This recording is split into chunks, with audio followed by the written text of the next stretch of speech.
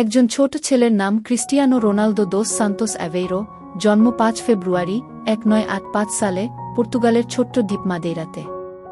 দরিদ্র পরিবারের সন্তান, বাবা ছিলেন এক সাধারণ মালি, মা কাজ করতেন রান্নাঘরে। কিন্তু ছোটবেলা থেকেই রোনালদোর ছিল একটাই স্বপ্ন, আমি বিশ্বের সেরা ফুটবলার হব। ছোট বয়সেই স্কুল থেকে বাদ পড়েন, শুধু ফুটবল নিয়েই বাঁচতেন।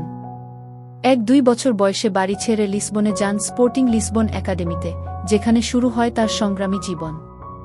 দূরে পরিবার, চোখে জল, কিন্তু মনে আগুন।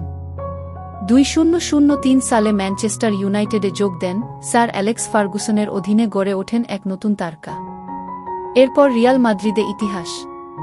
৯ বছরের ক্যারিয়ারে ৪-৩-৮ ম্যাচে ৪-৫-০ গোল, ৫টি ব্যালন ডিওর, অসংখ্য রেকর্ড, আর কোটি কোটি ভক্তের হৃদয়ের নায়ক হয়ে উঠলেন রোনালদো।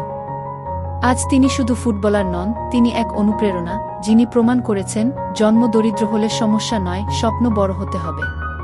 ক্রিস্টিয়ানো রোনালদো নামটা মানেই বিশ্বাস, পরিশ্রম আর জয়।